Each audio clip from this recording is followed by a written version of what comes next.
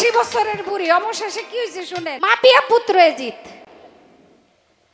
মাবিয়া একদিন দয়াল নবী বৈশা এক জায়গায় আলোচনা করতেছে সাহাবা একরামদেরকে নিয়ে, যে আমার এই সাহাবাদের মধ্যে একজনের বংশধর আসবে, সেই বংশধরের মাধ্যমে আমার ইমাম বংশটা ধ্বংস হবে। এই কথা শুনে মুয়াবিয়া চিন্তা করলো, আমি তো বিয়া করি নাই, আর এখানে অনেকে বিয়া করছে, আমি করি নাই, অন্তত পক্ষে আমি আজকে ওয়াদা করলাম যে আমি জীবনে বিয়ে করব না, যতকাল বেঁচে থাকি অন্তত পক্ষে আমার কোন বংশধর দ্বারা যেন ইমাম বংশ ধ্বংস না হয়। তাই মা বিয়া প্রতিজ্ঞা করলো।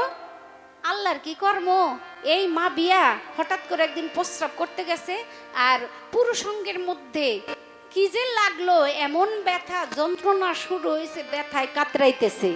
কোন ডাক্তার, কবিরাজ, ওঝা, বৈদ্য কিছু দিয়া ভালো করা সম্ভব হইতেছে না।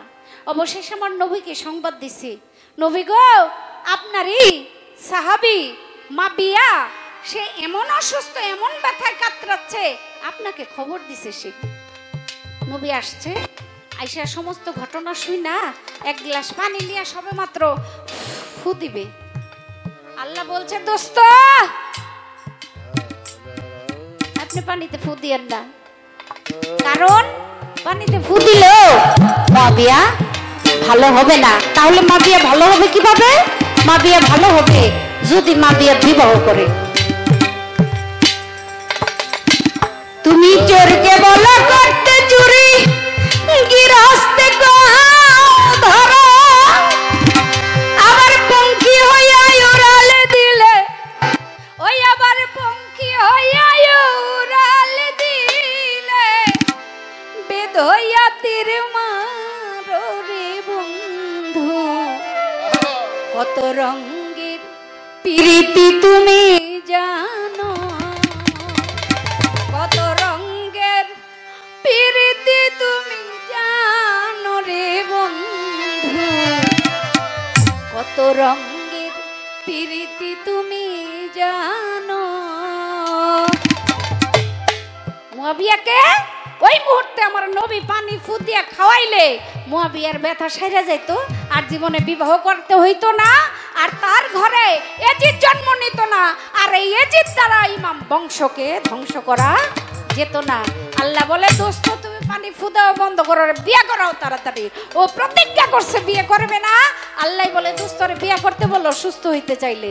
তাহলে এইটা আল্লাহ কেমন খেলা খেললো, এই বিষয়ে যদি একটু কথা বলেন। হ্যাঁ, 80 বছরের বুড়ি অবশেষে কি হয়েছে শুনেন। মুয়াবিয়া কয়, হ্যাঁ আল্লাহ যেহেতু কইছে আমার এই ব্যথা ভালো হবে না, এই ব্যথা সহ্য করাও সম্ভব না, তাহলে আমি বিয়ে করব, তবে যার গর্ভে কোনো সন্তান হবে না এরকম বয়স্ক নারীকে আমি বিয়ে করব। 80 বছরের বয়স্ক নারীকে বিয়ে করলো, যার জুয়ার ভাটা বন্ধ হয়ে গেছে, সে আর মা হতে পারবে না। আল্লাহর যে কি খেলা রে ভাই, আল্লাহর যে কি খেলা। ওই যে তুমি চোরকে বলো করতে চুরি, গৃহস্থে কেউ ধরো, পঙ্খী হইয়া উড়াল দিলে, বেদ হইয়া তীর মারো, ওরে বন্ধু কত রঙের প্রীতি তুমি জানো। তাই আল্লাহর যে কি খেলা, আল্লাহ ওই 80 বছরের বয়স্ক মহিলার গর্ভে এজিদকে দিয়ে দিল। এটা কত সুন্দর খেলা যে আল্লাহ খেলছে। এই খেলাটা সম্পর্কে আমি আপনার প্রশ্ন করব না, আপনি ভালো একজন বক্তা, এই জন্য এই বিষয়ে একটু কথা রাখলাম। দেখি আপনি কি করেন, দেখি আপনি কি করেন।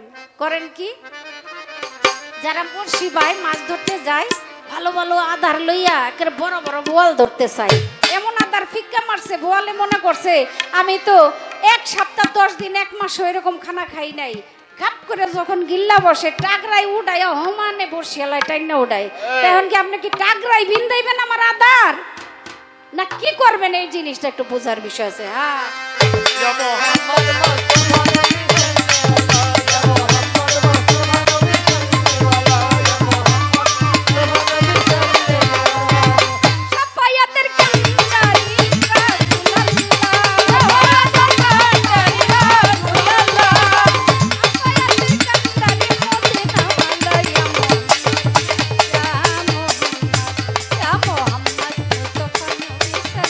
ওয়ালা ইয়া মোহাম্মদ মুস্তাফা নবী।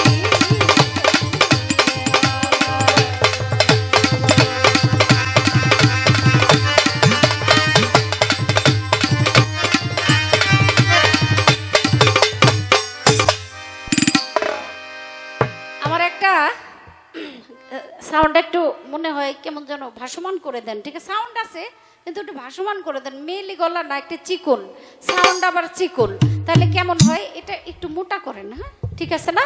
Hello hello. আমি আমার একটা বান্ধবের গান করি। বান্ধব হলো সম্রাট, সম্রাট রশিদ সরকার। তার লেখা একটা গান করব, যে যেইভাবে নিবেন সমস্যা নাই। আমি এই গানটা একটু করতে চাই। ধন্যবাদ।